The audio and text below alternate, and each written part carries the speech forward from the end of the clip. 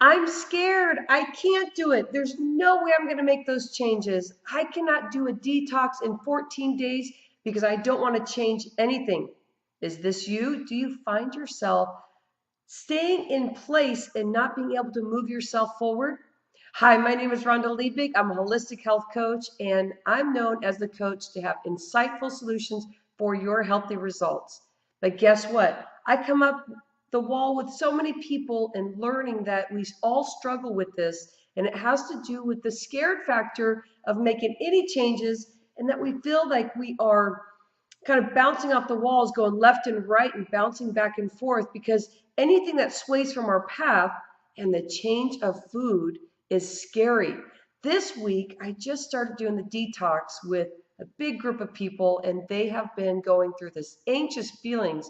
I can't do it, or I'm so anxious because they know that as soon as they feel uncomfortable in their body, that they have to pick up water or they have to pick up a vegetable. And how uncomfortable is that? So it's been a wonderful week because the first 3 days is kind of like that. So they have really good structured coaching to help them get through that.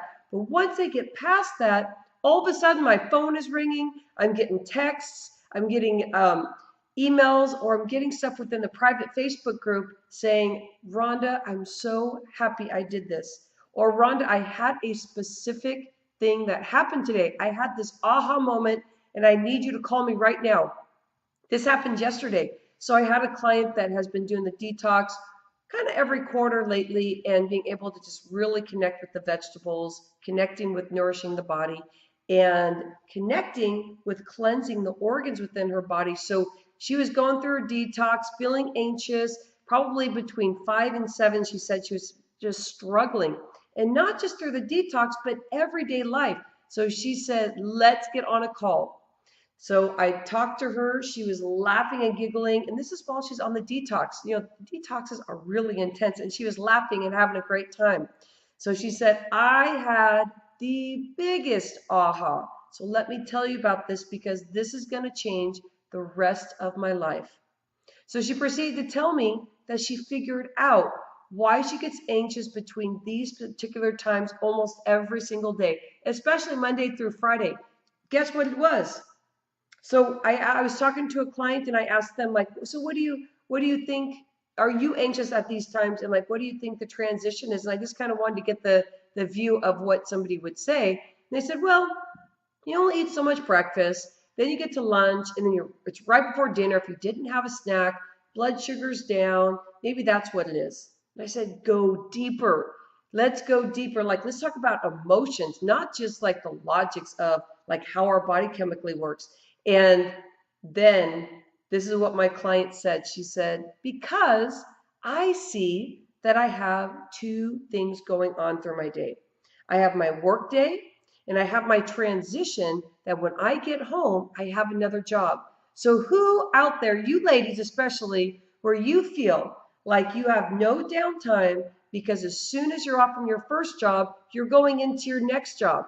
And once you get in control of that and understand that that's when you want to have your cookie or your chocolate or maybe some more caffeine, that your body and your mind are just going through this process of trying to absorb the stress that you're feeling by putting food in your mouth.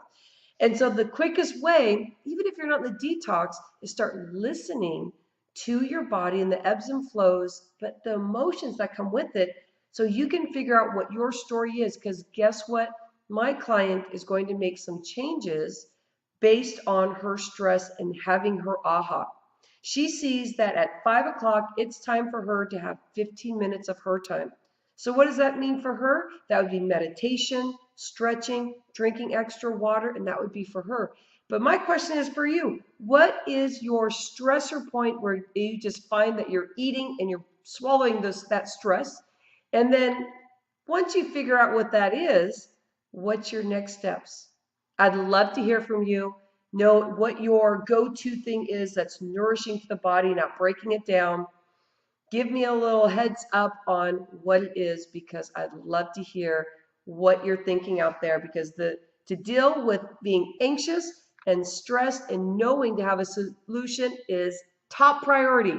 So you have an insightful day. Think about this. Get back to me. But if this video inspires you, I want to hear from you and hear what you have to say. Talk to you soon.